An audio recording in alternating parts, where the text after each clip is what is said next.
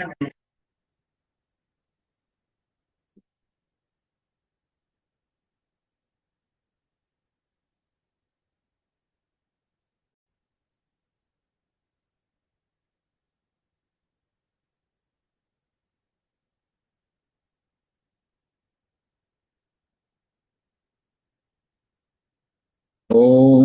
Sahana Vavatu Sahanau Bhunattu Saha Viryam Karavavahai Tejasvinavadhitamastu ma Vishavahai. Om Shanti Shanti Shanti. Om Sarve Bhavantu Sukhinah Sarve Santu Niramaya Sarve Bhadrani Pashyantu Ma Kaschit Dukhat Bhag Bhave. We pray for the happiness and peace of one and all. May everyone be comfortable and happy at all levels of the personality. May we see that which is auspicious and divine. May there be no suffering anywhere. Om Shanti Shanti Shanti.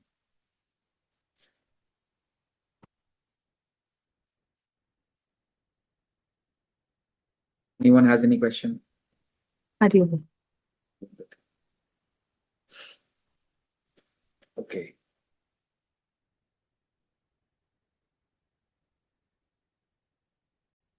It's good to memorize this data and keep in mind what we are going through and what is being presented here.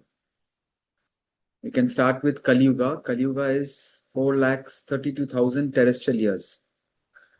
We can conceive 1 year, we can conceive 10 years, I don't know, we can conceive 50 years. Every day is 24 hours, 7 days a week, 4 weeks a month, 12 months is 1 year. 4,32,000 terrestrial years is Kali Yuga. Double of that is Dwapara Yuga. Triple of Kali Yuga is Treta Yuga. And 4 times Kali Yuga, 17,28,000 terrestrial years is Satya Yuga. So that way, Brahman is kind, God is kind, that the good times where majority of the people are sattvic, that's the longest.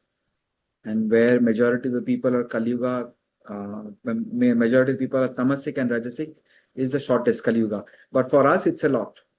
And it's also said that for spiritual evolution, Kali Yuga also is a blessing. Majority of the people may be tamas and rajas, but when we want to be genuinely unselfish and sacrificial, we don't want others to be sacrificial. We want people who are selfish so that we can serve them. So it's not that Kali Yuga means it's difficult for spiritual evolution. We can evolve spiritually wherever we are, because the whole idea is to detach.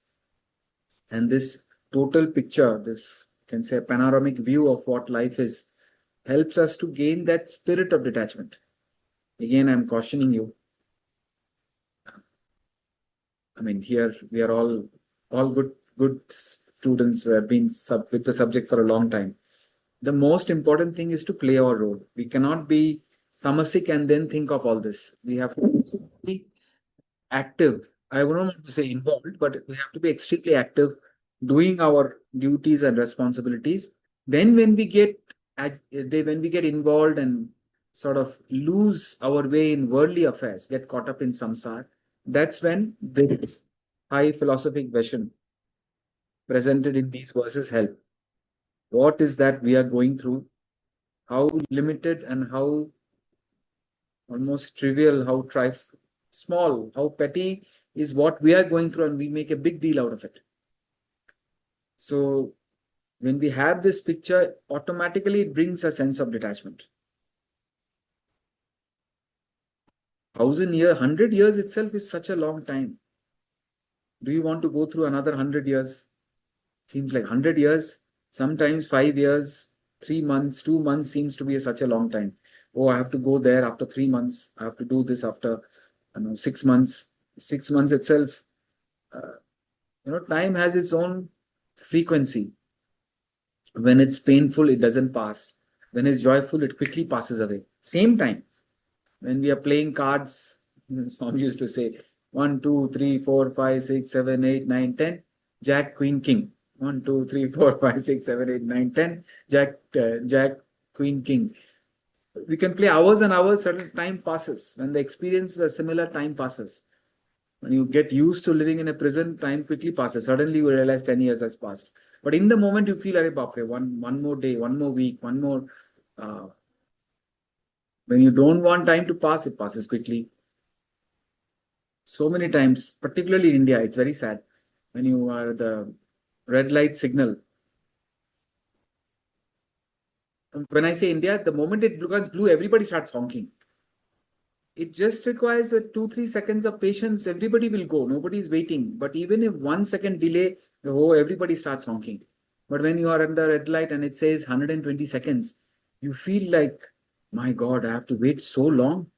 120 seconds, 2 minutes at the red light seems like, I don't know, an eternity. And what is 2 minutes at a red light compared to all this fantastic uh, fantastic numbers, 17 lakhs 28,000. And Kali Yuga plus Dwarpa Yuga plus Treta Yuga plus Satya Yuga. Kali Yuga, Dwarpa Yuga is 2 times Kali Yuga, Treta Yuga is 3 times, Satya Yuga is 4 times Kali Yuga. All that put together is 4.32 billion years is one Mahayuga. And what he is saying in this verse is 1 day of Brahma in Swargaloka, 1 day of Brahma is one Mahayuga. Equal duration, that is 12 hours of our time. 12 hours of our time is equal to 4.32 billion years in Brahma Loka, which is what we will gain when we do good desire-ridden actions. And then equal duration is one night, another 4.32 billion years. 7 such days is 1 week. 52 such weeks is 1 year. And Brahma lives for 100 years.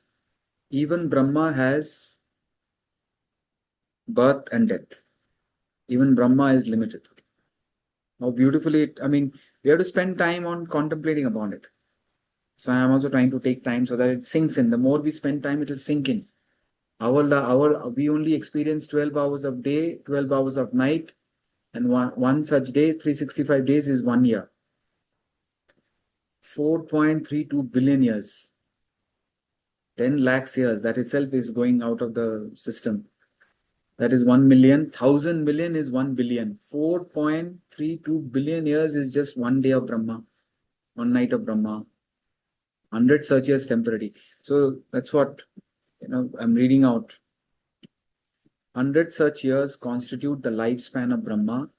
Lord Brahma's lifespan fixed at that stupendous figure. So if you just say 4.32 billion years, it doesn't hit. But if you break it down to what we go through and what is this incredible 1 year of Brahma and 100 years of Brahma, it's a big figure, and that itself is finite, limited, and transient. Knowing the transient character of even Brahmaloka, heaven or Swargaloka, man begins to realize the fleeting and perishable nature of this world. This you gain a spirit of detachment. While we are in whatever loka we covered last time. Loka is realms of experiences. Manifold experiences that we go through. So right now you could be in heaven if you are peaceful. Right now we could be in hell. But even peace for a long period of time is temporary. Knowing the transient character of Brahma Loka, heaven, man begins to realize the fleeting and perishable nature of his world. He understands the relative insignificance of human existence. Not the relative insignificance of what we are doing in terms of action, karma we have to do, because as long as we are individuality, the karma, we remain, we are bound by karma. But overall, it doesn't really matter what is happening. Like I present the picture now. This is with reference to time, and this is with reference to, okay, 1 second. I have to share it. This is with reference to size and space. I don't know where in this picture there is sun and earth and India and America and I mean no Kuchiatal. Where is this small Thailand? Where is it? How does it matter what is happening in Earth itself to the universe? How does it matter what is happening in the solar system? But it matters to me what is happening to me. That's the ego. That's the personalization. You look at ants. Little ants are running around, running around, running around. We have an interview with Mr. Ant. Wait, not now. Talk to me at 9:30. Now I'm attending a Gita class. Busy. After the class, I have to go and have breakfast. I have to go this, I have to do that, I have to do that. Children are waiting, exams, panic. So when we are caught up in that small bubble, everything seems so important, so big. So now Bhagavad Gita helps us stretch and understand what do we need to understand? The relative insignificance of whatever we are doing. But to get out of this into Brahman, we have to do whatever we're doing with the proper heart and soul. With all your, do everything perfectly and yet it doesn't matter. Can't conceive anybody who has done more for the Vedanta Academy than Swamiji himself. And when there was I don't know whether that is gone, but some government officials came with some maps and all that, and suddenly during COVID, suddenly they said that the bullet train will pass through the academy from Bombay to something. Bullet train will pass. We were like in a shock, and they had proper maps. And, we were in a state of shock. What is this? Suddenly, academy. We are thinking academy will grow, and this will happen, that will happen. Suddenly, bullet train will go. Swamiji's first reaction was, 30 years been a long time, no? But the person who is fully dedicated himself to what he is doing, he is the most detached. 30 years is a long time, no? He will do everything to preserve and protect, but he knows if it destroys, it doesn't matter. I don't know, it's part of life. He understands the relative insignificance of human existence, the absurdity of getting attached or indulging in the frivolous world. This verse thus helps the seeker to elevate himself to a high philosophic vision of the cosmic design and that which transcends it all, Supreme Brahman. So the idea is not just seek the world, which is, this world is so silly, it is nothing, it is just 12 hours compared to a Mahayuga, 100 Mahayugas. Brahma's life is 100 Mahayugas. 100-year Mahayuga itself is temporary. So, no doubt, we need to engage in good, desire-ridden activities. We can't straight away get into selfless activity. We have to, when we are first, initially, human beings, when we are not trained with higher values of life, almost unconsciously, we are blissfully unaware, we tend to be selfish and egoistic. So then we are accumulating bad desires. We are accumulating bad karma. If you are very selfish, harmful, then you go to hell. A lot of suffering comes. So then we are encouraged to do good karma. You work for the welfare of others. You start engaging yourself in good desire and action. Good desire and action without ego means I am just doing what I have to. That is selfless action. Selfless action will exhaust vasanas. It will help us get to Brahman, the reality. Good desire and actions will take us to Brahmaloka. It's almost impossible to bypass it. We can't become from wicked to suddenly selfless. We have to go through unselfish actions. Even Navratri captures that concept beautifully. Goddess Kali is worshipped first 3 days to destroy our negative tendencies. Goddess Lakshmi is worshipped to encourage the good qualities: humility, gratitude, unselfishness, tolerance, love, self-control. Once you're a good human being and you see the limitation which Sri Krishna is trying to show Arjuna, even Brahmaloka is temporary. Why are you doing good actions? Once you're doing good, he says, why are you doing good actions? Even Brahmaloka is temporary. Now seek the eternal Brahman alone, nothing else. We'll just chant this verse. We'll chant 17 once and then 18 once.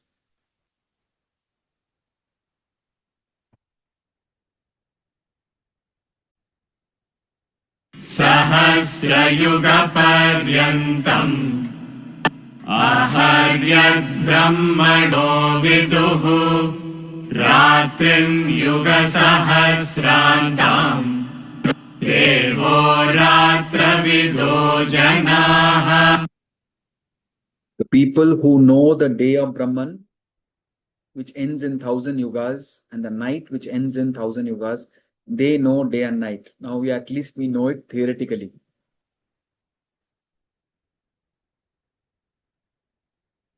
Verse 18. अव्यक्ताव्यक्तयः सर्वाः प्रभवन्त्यः रागमे रात्र्यागमे प्रलीयन्ते तत्रैवाव्यक्तसंज्ञके. At the approach of day, all manifested stream forth from the unmanifested. At the approach of night, they dissolve there only in what is called the unmanifested. It'll be easier to explain if we will do verse 19 also. Let's chant that also.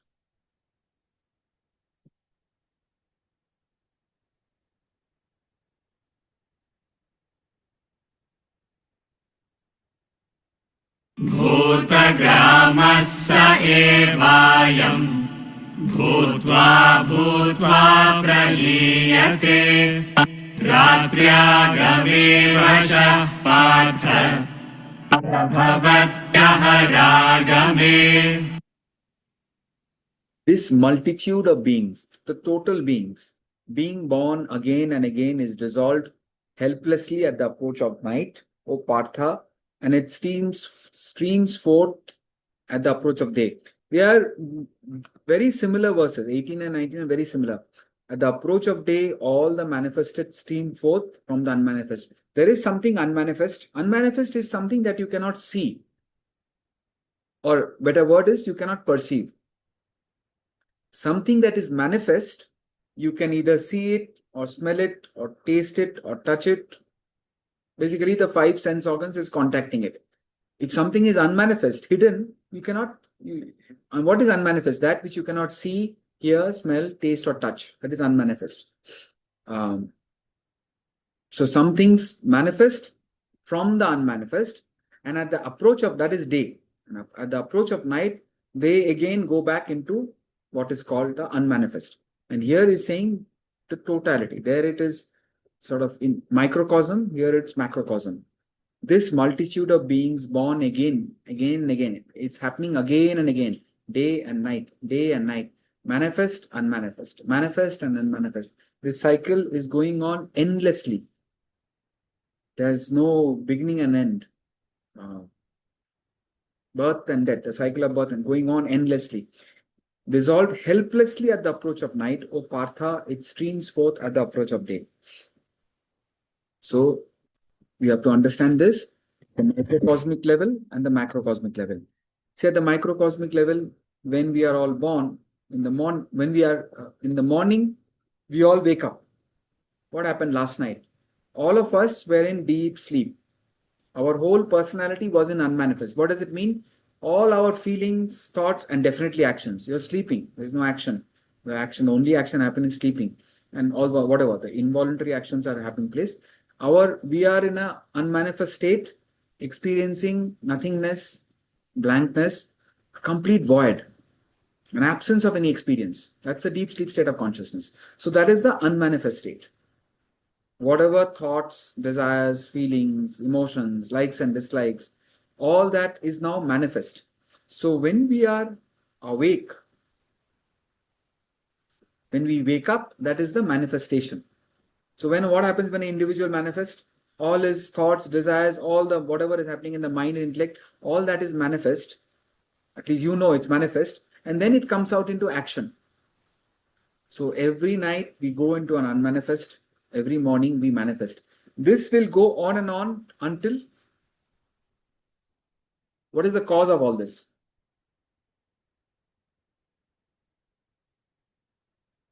Anyone? Our vasanas. Vasanas. Vasanas is something we cannot understand. Who said vasanas?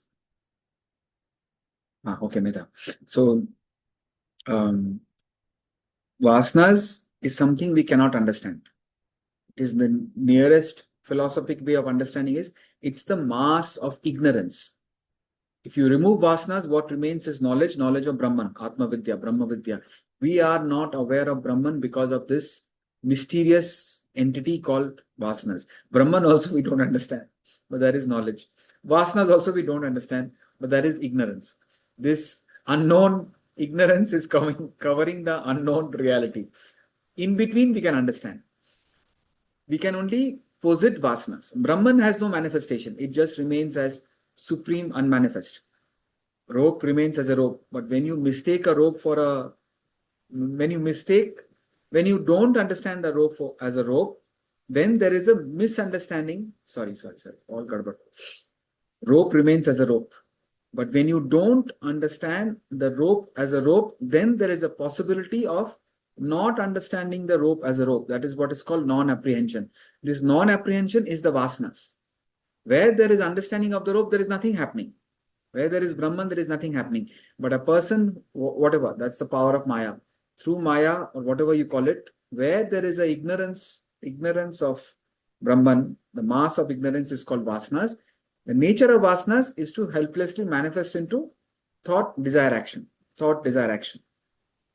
Or in other words, the vasanas become our intellect, mind, and the body itself. The body we say is prarabdha. You cannot really tamper with it. So vasanas manifest into vasanas manifest into intellect, our thoughts, mind, our desires, and action at the level of the body. So that when the moment we are awake, all thoughts, desires, action come. Then slowly, when we need an unmanifestation, the whole thing dissolves into vasana, which is a deep sleep state. Dream also partial manifestation. Dream also is a manifestation, but it's a half manifestation because it's not as real. At least it seems like it is through the everything is not precise. In the waking state, you're fully conscious. Time, space, causation is very, very precise. So dream and waking state are manifestation. Deep sleep state is unmanifestation. This cycle goes on and on until we have vasanas. Good vasana, if we have good vasanas, our experiences, manifestation will be in Brahmaloka, peaceful realm of experience. If we have negative vasanas, if we have done bad karma, then we will be manifested into hell, which is suffering because of papa. But if we are able to erase vasanas, then we get back to reality. So this is happening at the microcosmic level. I go to sleep, I wake up, again I go to sleep, I wake up. This will continue till vasanas are there. This is happening at the macrocosmic level also. One side of the world now is in darkness. They are all sleeping. Half the world is in bright sunlight. They are awake. So half the world is manifest. All the beings are acting. Half the world are unmanifest. They are all asleep. This will continue. The world is manifested during the day of Brahma, which is 1,000 Mahayugas. Sorry, not 1,000 Mahayugas. 100 Mahayugas. That's the day of Brahma. And then the whole thing will go into unmanifest. The creation is called Kalpa or Sarga, Svarga, Sarga. Whatever, it is creation. The period of creation is the day of Brahma, which is 100 Mahayugas. Remember all the calculations. It's useful, I guess. It's useful to get that picture. It takes time to get it, but initially we study and forget it. You have to keep reminding yourself. Not all, I don't know. It depends on your inspiration, how much you want to remind yourself. But every now and then, don't make it mechanical, but an awareness. What we are going through is like a drop in the ocean. Nothing it is. What is one lifetime? What is anybody's life? Now, when you look back, 1,000 years back, somebody lived. What is it to the world? Nothing. So when you stretch, this is what is called objectivity. When you personalize it, what is happening to me, what is happening to my family, everything seems like a big thing. But when you stretch it, it's happening to one person in the world. It's happening to one person in 100 years. Then automatically the the severity of the problem dissolves. But action you have to do. All we are trying to say, why do we need the spirit of detachment? So that the mind is calm and not affected. And with that calm mind, you can seek something permanent, which is the supreme unmanifest, which is what is coming. So the entire world is awake in manifestation, which is 100 Mahayugas, day of Brahma. The entire world then goes into Pralaya. Pralaya is destruction. At the end of Kali Yuga, Pralaya is coming. So externally, Pralaya is coming, we don't know when. Internally, what is getting over? Prarabdha is getting over. Day by day, Prarabdha is getting over. We don't know when and whose and how our Prarabdha will getting over, but it's scientific. We don't have to worry about it. But Prarabdha is getting over. So there must be that sense of urgency, exigency of action, urgency to do, get onto the spiritual path, get back to that Supreme Brahman ASAP. Not remain in what he says. Knowing the transient character of even Brahmaloka, man begins to realize the fleeting and perishable nature of the world. He understands the relative insignificance of human existence, the absurdity of getting attached to or indulging in this frivolous world. The world is frivolous, not really important. It is a gym where we have to do karma bhakti jnana so that we can find out why this manifestation and unmanifestation is happening. So verse 18, microcosm, manifest, unmanifest. Verse 19, macrocosm. The totality is manifest, the universe is manifest. Then the universe goes into big, long sleep. Verse 20. Anybody has any question?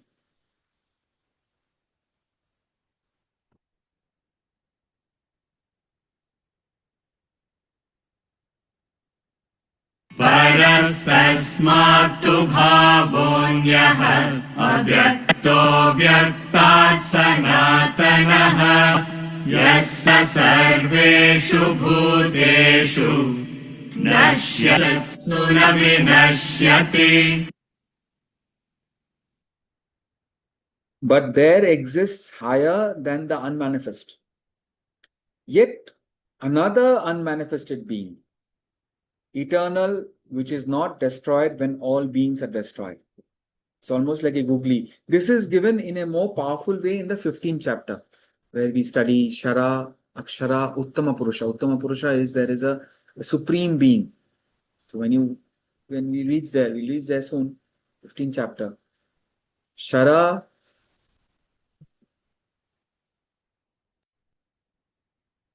is perishable, Akshara is imperishable, and Uttama Purusha is the supreme being beyond the imperishable.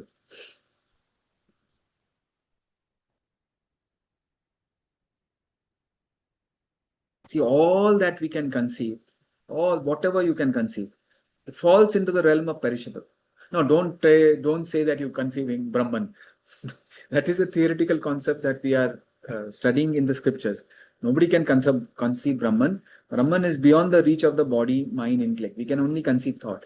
The entire universe, entire everything, at least if you take it as a state of consciousness, this is the waking state.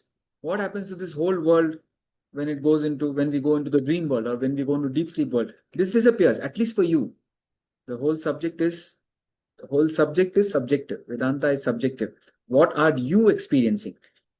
Our waking world is there when I am there. When I go to sleep, for me, this world has disappeared. When I am in deep sleep, I am in coma, my body also can be cut open. I don't protest when I'm put under anesthesia. So the waking world exists for us when I am there. When I go into dream, when I go into deep sleep, this world is gone. So the entire All that we can conceive. We can only conceive in the waking world, no? The smallest of molecules or the vast Milky Way, anything that you can conceive, because it has a birth and a death. It is limited. It falls under the realm of imperishable. Sorry, it falls under the category of perishable. It has a beginning and an end. It's finite. It's limited. But now, what they say is that which supports. I'm not going into the 15th chapter. There is a different types of interpretation. I'm not going to that. I'm just trying to keep it as simple as possible. It's not simple, but as simple as possible.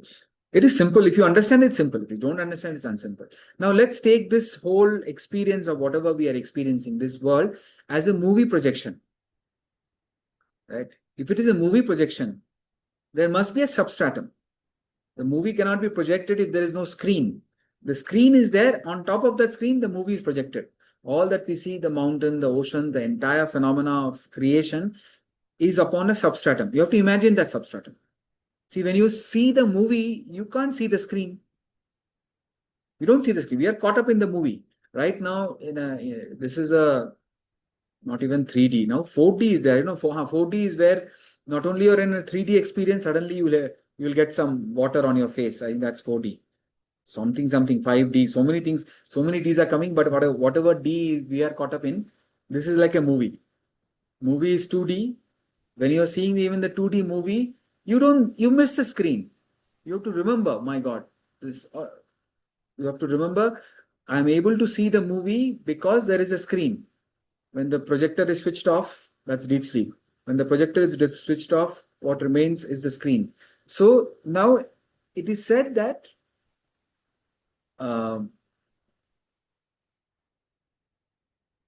that which is supporting this world is imperishable. World is perishable. All that you can conceive in the world is perishable. That which supports the world is imperishable. That itself is Brahman. But then the problem is the Supreme Brahman, the real reality is far, far, far beyond anything that we can conceive. Now, already we have stretched our intellect to conceive whatever we can. Everything you are conceiving. I don't know what you want to conceive, but you're conceiving everything, the planets, the universe, everything you're conceiving. And then he's saying all that you can conceive is perishable. Your intellect is already stretched to the maximum. And they're saying that all this is perishable. Then your intellect is being further stretched by saying what you're seeing is like a movie. The movie cannot happen unless there is a screen. That screen is the substratum. That is Atman or Brahman. That is imperishable. Movie comes and goes. The screen will be permanent. So your intellect is further stretched. But then they again say that, they means the masters again say that if you think Brahman is that imperishable substratum, you are limiting Brahman because you're connecting Brahman to the perishable thing, perishable world. It's actually, there's a logic in which the guru imparts the knowledge of Brahman to the disciple. When the disciple comes and says, where is God? He says, this world is God. So this disciple says, you mean to say this perishable world is God? No, not this perishable world. That which supports this perishable world is God. Okay. There is an imperishable substratum. So he visualizes, okay, the whole world, the whole cosmos, and then there is an imperishable substratum which is supporting the world. That is God. Then he breaks that also and says, no, don't limit God to what you know. Don't limit God to the perishable world. God is supreme, unmanifest beyond all that. So even perishable world and imperishable world is a dot. 1 second. This diagram only can.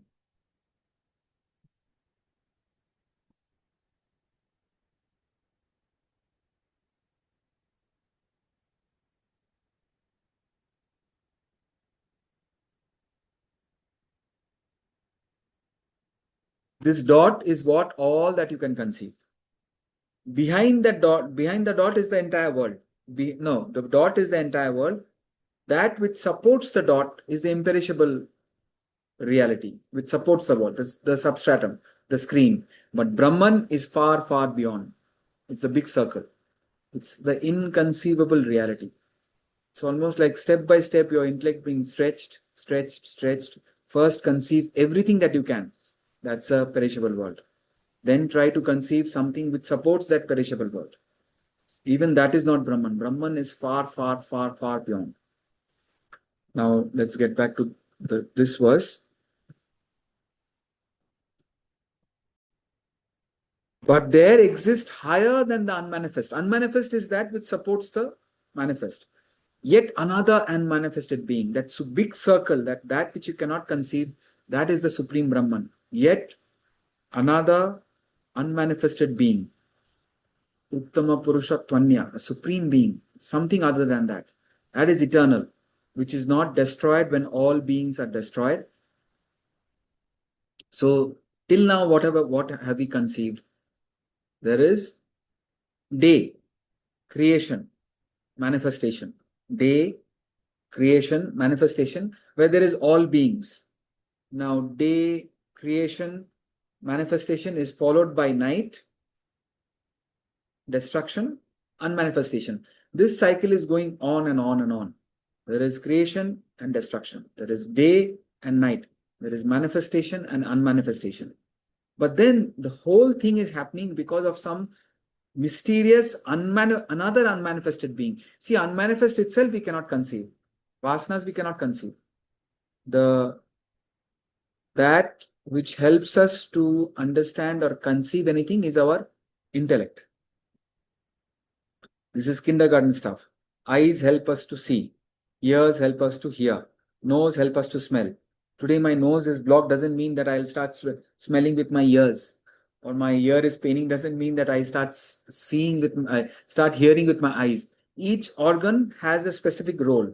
You can only see with your eyes, hear with your ears, smell with your nose. Similarly, that which helps you to understand or conceive anything is buddhi, intellect. Buddhi helps us to understand anything. Buddhi itself, intellect itself is the product of our vasanas. How can intellect understand vasanas? Vasanas we cannot understand. Atman we cannot understand. Brahman we cannot understand. We can only understand thoughts. Thoughts are manifest. We cannot understand the unmanifest. So, but because there is a night, we remember there is a night, we conceive that there was something unmanifest, vasanas. And then there is yet another unmanifested being, that is Atman. There exists something higher than unmanifestation. So manifest, unmanifest is temporary. Brahman cannot be destroyed. Don't take the night as Brahman. Because night is non-apprehension of Brahman. Manifestation is misapprehension of Brahman. Rope is the reality. When you don't understand the rope as a rope, it's called not understanding or non-apprehension. Non-apprehension is the unmanifestation. That is different from rope.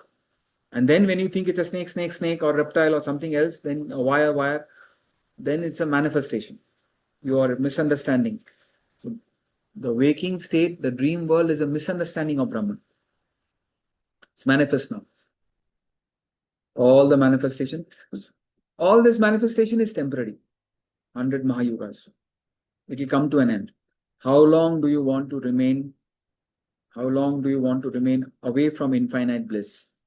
So at least intellectually, we should understand that it's better for us not to seek anything finite.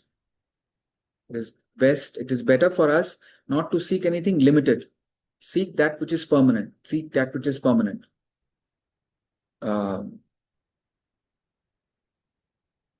Once I had a fight with my friend. Yeah, it was a 10 minutes fight. So he was saying, suppose somebody gives you 100 crores and somebody gives you self-realization, what will you select? I said, guaranteed self-realization, no? He said, yes. I said, select self-realization. He started arguing with me. You don't know what self-realization is. We only will seek what you know. I said, yes, I don't know. I don't know what self-realization is. It is being said it is infinite bliss. I know what 100 crores is, what 100 crores can give.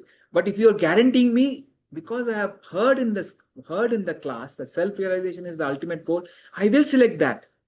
We had a big fight. No, you will select 100 crores. I said, I will not select 100 crores.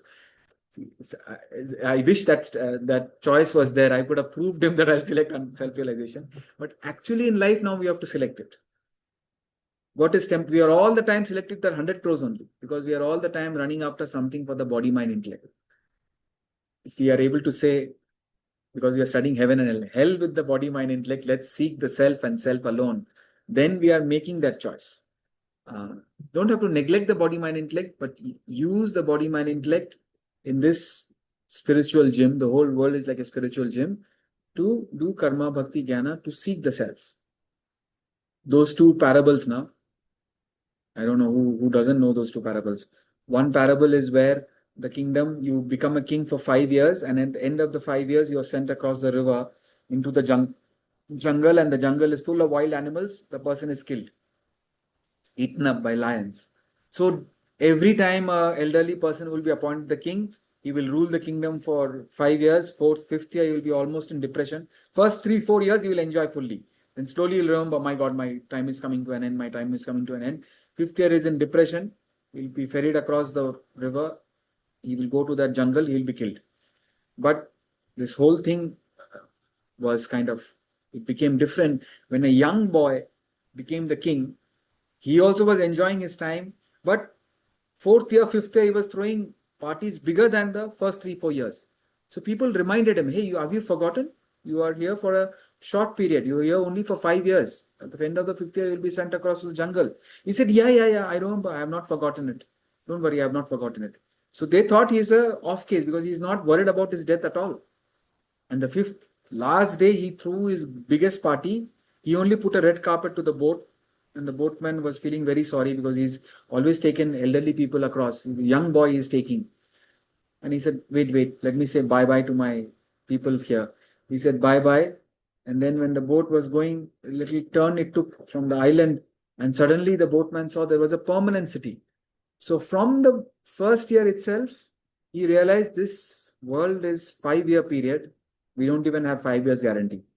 We don't know when Pralaya will come. We don't know when Prarabdha will end. Prarabdha is individual, microcosm. Quickly get back to that infinite Brahman. So he sent his architects, all his team, electrical engineers, plumbers, and everybody to build a permanent city. So you remember this parable and the other parable where the king did not have any children. So the ministers appealed to the king that please you select who is going to be a successor, because if you don't select, there will be chaos. So the king thought about it, and he said, let's organize a beautiful exhibition, a grand exhibition. Whoever, I will be hiding in that exhibition in disguise. Whoever comes into the exhibition and finds me, that person will become the king. An exhibition is what? So everything was there in the exhibition: the Disney World, the Ferrari World, all the shopping malls, all the Pizza Hut, and all the restaurants. Everything is there, exactly like this world. People came in with a lot of enthusiasm that they have to find the king, but they got involved in the food stalls and the food malls and all the shopping and movie theaters and all the things that we get distracted by, and we forget the whole purpose of life, and we remain with temporary pleasures. But this young person, he understood exhibition is temporary. If I become the king, I'll enjoy the permanent kingdom. 4.32 billion years itself is a dot. I'll enjoy that permanent kingdom. So he came into the exhibition. He was doing everything what others are doing, but he never forgot that I have to get back. I have to find the king. Similarly, Brahman is everywhere in the world, but we are not able to see it.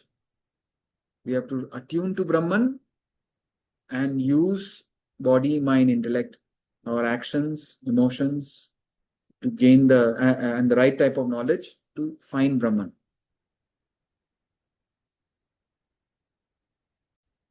That Brahman is yet another manifested being.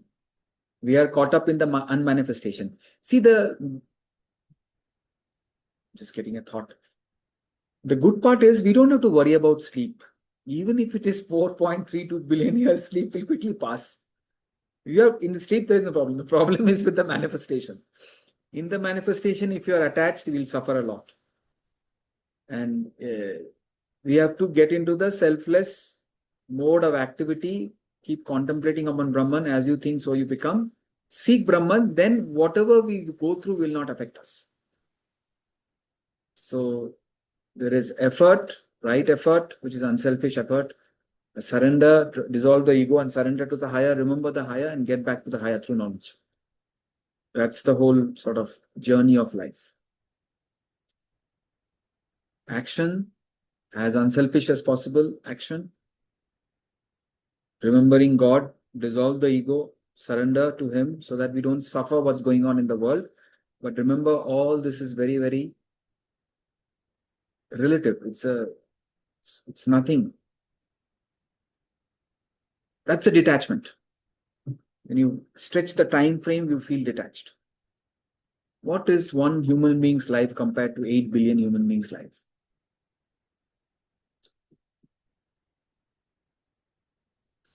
You think carefully and understand it. Verse 21. One of the examples which makes it sort of visual, the Supreme Brahman is like an ocean. Wherever there is ocean, there is waves. So there's constantly the waves rise out of the ocean, they exist in the ocean, they merge back into the ocean. No wave can remain without going back. Similarly, we are all sparks of divinity. We are emerging from divinity, we exist in divinity, finally we'll go back. So by our foolish egoistic behavior, we can delay the process, but we cannot infinitely remain away from Brahman. So it's a question of time. We have to arm ourselves with endless patience. Think about it. Does patience have any limit? You just have to be patient, do the right things, contemplating upon Brahman. I don't think patience has we lose our patience. That's the limitation. But really speaking, if you apply yourself, patience is endless. Just be in the present. Last month, I did some short treks. All the treks were like 6 kilometers, 7 kilometers each. Every time it took 2 hours. Same trek, 2 hours it took. But sometimes people who come, they are not fit enough to. I mean, they're just about managing to do it. And the guide will always say, 5 minutes or 5 minutes or 5 minutes or. When you look back, you feel, my God, I climbed all that. It's like 6 kilometers is a long distance and 6 kilometers uphill is a long, it's tough. You have to be fit. But if at the moment you feel 100 years, 20 years, 30 years, you feel like there is a pressure. One day at a time. One day at a time, doing the right thing, not one day at a time doing the wrong thing. Do the right thing, unselfishness, without ego, remembering Brahman. All this knowledge helps. This panoramic view really helps. What we are going through ultimately doesn't really matter to the total scheme of things. Remind yourself of the relative insignificance of whatever is happening. In that, whatever you are doing is super important, so do it. But ultimately, it's not important. I'll be doing great bad karma if I say nothing matters and you don't do anything. The whole idea is to move from all this is to move from rajas to sattva. We are doing everything but detach it. Now, if you are not doing anything and you say, nothing matters, you get into tamas, please don't put me into hell. Don't misunderstand. You have to get into activity. Hell means suffering. A swimming pool of leper's pus, that itself is disgusting. You are walking in it and then you will be turned upside down. Now, please avoid all that. Papa, don't do bad karma. Do good karma. Once you are in relative peace and happiness, pursue Brahman. Pursue Brahman. We are all waves in the ocean. We are all sparks of fire. We have come out of that fire. We exist in that fire. We go back into that fire. Verse 21.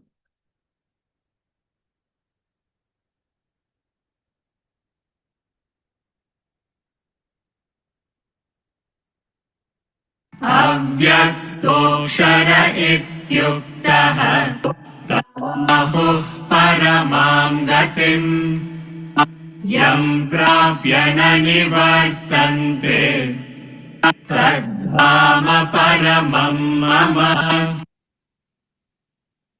The unmanifested. So this is not that unmanifest which is just going to unmanifest. Vasanas is not that vasanas. The unmanifest is called the imperishable, the supreme imperishable. It is said to be the ultimate goal. Those who reach it do not return. That is my supreme abode. Last week, Chan was there and he was asking questions. Today is not there. One second, let me just go to the topics.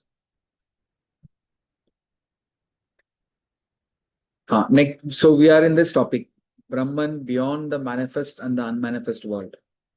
Unmanifest world is vasanas or the substratum. Brahman is beyond. The unmanifestation, which is verse 21 is talking about, is imperishable.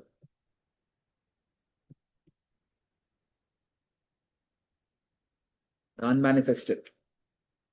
We cannot see Brahman, but Brahman is there and living in us. Brahman is called the imperishable. It is said to be the ultimate goal. Different masters in different periods of time has said self-realization, nirvana, moksha. That's the ultimate goal. That's where we will have permanent peace and happiness. While you're doing whatever you are doing, seek the self. Bhaja Govindam, Bhaja Govindam. Everything else ultimately doesn't matter. It's passing. Even this shall pass away. Even this shall pass away. Participate in life with this clear awareness. Everything is temporary, including the body, mind, intellect, including the individuality. Let me seek that which is the ultimate goal. Why ultimate goal? That's where our pursuit of happiness will end. Like a river goes on and on and on until it dissolves into the ocean. Similarly, our search for happiness goes on and on and on, lifetime after lifetime, until we reach infinite, eternal, absolute bliss within ourselves. State of Paripurna. Different masters have said, I have reached that ultimate, absolute Paripurna. Yesterday I went to none of you know here. So yesterday I had a very different kind of a day. So where I am now, Kuchiatal, from our is a place called Kenchi Dham. It's become very popular. It becomes popular when celebrities come. The celebrities don't decide what the sacredness of that place, but we have such a value for the celebrity that the place becomes popular when celebrities come. But it's interesting how a simple guy doing some sort of a sadhana there, and after decades, suddenly so many people go there and find hope or peace or inspiration. Everybody goes there for, okay, many people are going there just to say, my desire will get fulfilled, my desire get fulfilled. And there are stories also that desire get fulfilled. So it's mystic. We follow our path, you get what you deserve. You have good thoughts, do good karma, it will happen. There's no need to disrespect. So other things, if something is mystic, why not take advantage of it as it were, without compromising your karma and thoughts. So I didn't even know the existence of this place. Now Kuchia Tal. Took me a long time to pronounce it properly. Now that I'm here, suddenly somebody said that this Kaichi Dham is nearby, 1 hour, you should go. And then somebody comes and tell me, Baba is calling you. I said, okay, Baba is calling me. And then anyway, yesterday, the people I know, they were there, they were going. I said, yes, I'll come. Anyway, I got a beautiful darshan. And then they said there is another place which is not popular, where this guy's name is Neem Karoli Baba. Neem Karoli Babaji. He actually got darshan of Hanumanji. Now, whether it's literal or symbolic, I don't know. So there is a place called Hanuman Gari. My God, that place I went, it just makes you so calm. I can still feel the calmness as it were. It was these beautiful deities, and it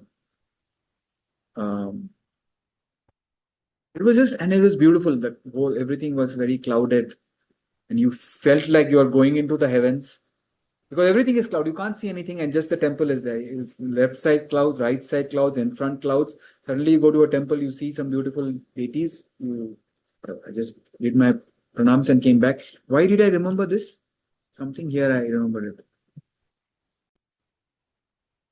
ultimate goal, Paripurna, yes, from that Paripurna state.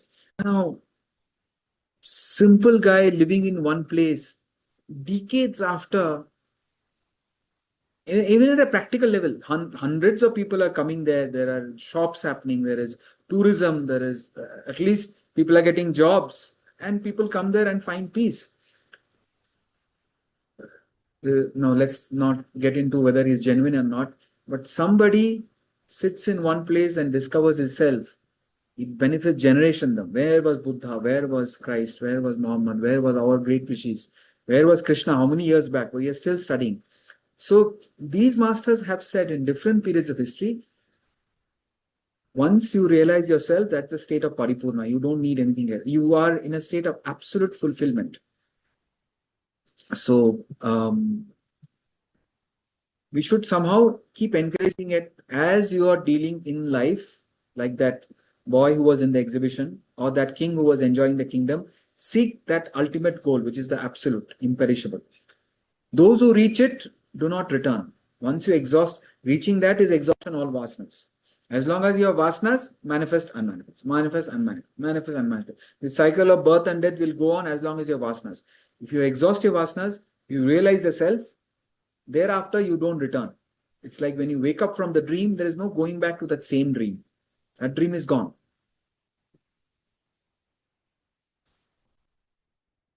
So, and in the commentary, somebody mentioned some people get afraid. Oh my God, I won't return. Even in our normal evolution, a person who speaks broken English, what is that? My children's, I took my children's yesterday did something, broken English. Once you from broken you learn refined English or proper English, you can't fall back. Once you go to class 3, 4, 5, you can't now go back to nursery. So any form of education growth, there's no falling back. The fall, if you are falling back, that we were not established in it.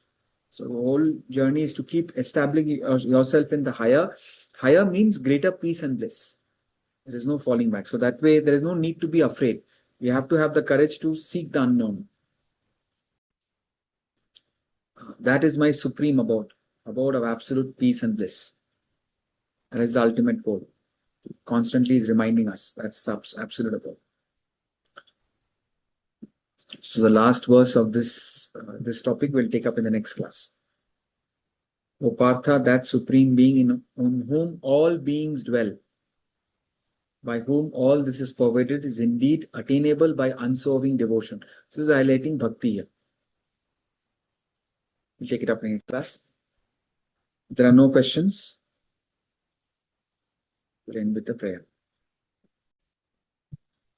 Om Purnamada Purnamidam Purnat Purnamudachyate Purnasya Purnamadaya Purnameva Vashishyate. Om Shanti Shanti Shanti.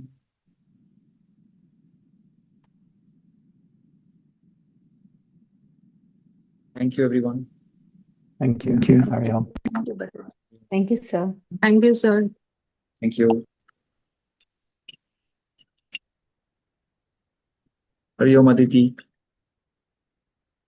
Thank you. Hari Om Sarita. Hari Om.